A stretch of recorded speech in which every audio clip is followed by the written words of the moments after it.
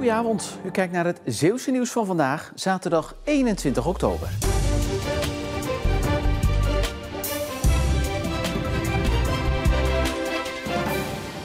Na 2 weken is de staking bij Cargill in Sas van Gent beëindigd. De vakbonden en het voedingsbedrijf zijn het eens geworden over een nieuwe CAO. Zo'n 100 werknemers deden mee aan de staking. In het nieuwe CAO-voorstel zijn afspraken gemaakt over een loonsverhoging bovenop de automatische prijscompensatie. Het onderhandelingsresultaat zal nu worden voorgelegd aan de leden van de vakbonden. In de tussentijd worden de stakingen opgeschort en de productie wordt weer opgestart.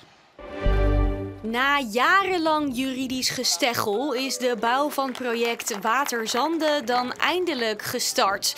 Tot vreugde van toekomstige bewoner Sandra, die in het dorp ook een horecagelegenheid wil openen. Wij hopen eigenlijk al heel lang op dit project. Het is natuurlijk ook een project dat heel veel strubbelingen heeft meegemaakt. En het is ook een duurzaam project, dus vandaar sta ik er eigenlijk heel positief in. Want op deze dijk bij Perkpolder komen zulke huizen te staan. En dan met dit uitzicht op de Westerschelde. Vooral dat laatste blijkt aantrekkelijk. Ik woon in principe al in Kloosterzande. Dus misschien in de latere jaren, dat ik wat ouder word, dat ik zeg misschien dat ik hier een appartement of een huisje neem.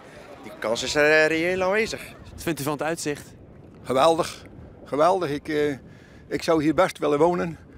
Maar ik heb de middelen niet om hier naartoe te gaan. Dus dat is jammer.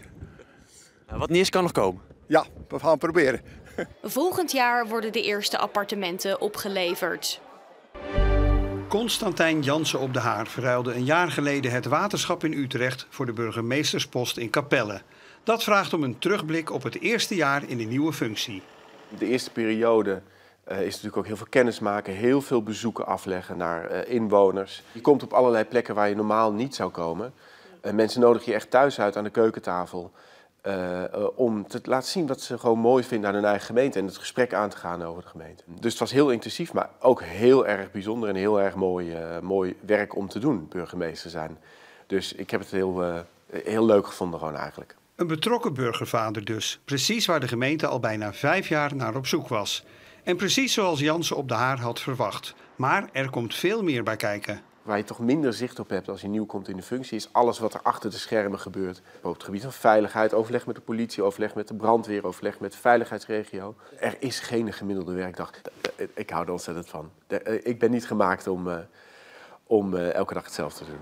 Voor de functie is het hele gezin verhuisd van het grote Utrecht naar het kleine Capelle. En dat bevalt goed.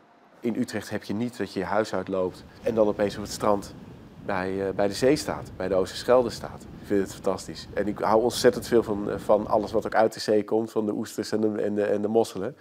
Dus ook daarmee vallen we met z'n allen met de neus in de boter. Wat betreft de burgemeester dus tot nu toe een gelukkig huwelijk. Vandaag liepen er geen koeien op de akker van een boerderij in Oostkapelle, maar zo'n 100 mensen met een metaaldetector op zoek naar... Oh, een muntje. Een muntje? Ja. En wat voor muntje is het? Kun je dat zien? Dat weet ik nog niet. Kijk even. Ik denk een stad Utrecht muntje. De mensen hier achter en naast en voor je die zijn druk op zoek naar sporen uit het verleden. En daarnaast hebben we als extraatje voor onze klanten nog 3 schatkistjes verstopt. Die ze hopelijk zullen vinden vandaag. In die schatkistjes zaten prijzen zoals een metaaldetector en een pinpointer. Maar er werden meer dingen gevonden, zoals een zilveren knoop, ronde kogels uit de 17e eeuw en een deel van een kledingstuk uit de Romeinse tijd. Een zogenoemde draadfibula, dat werd gedragen als versiering op mantels. Ook werd er een stuk van een Engelse granaat gevonden aan de rand van een akker. De EOD heeft dat projectiel veiliggesteld en zal dat op een later tijdstip onschadelijk maken.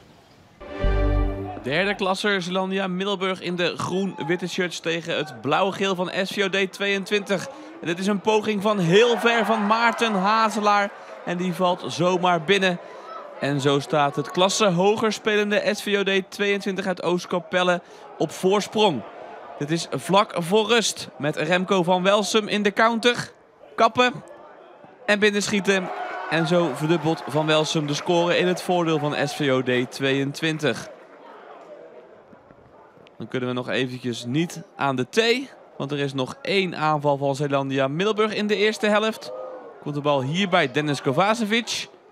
En die schiet binnen en brengt de spanning terug in de wedstrijd. Het is de tweede ronde van de districtsbeker. En de winnaar gaat door naar ronde 3. Dit is in de absolute slotfase. De blessuretijd loopt. Met hier een bal voor Denis Kovacevic. Maar een uitstekende redding van Dion Aarsens die ervoor zorgt dat SVOD 22 doorbekert. Het wint met 2-1 van Zeelandia Middelburg.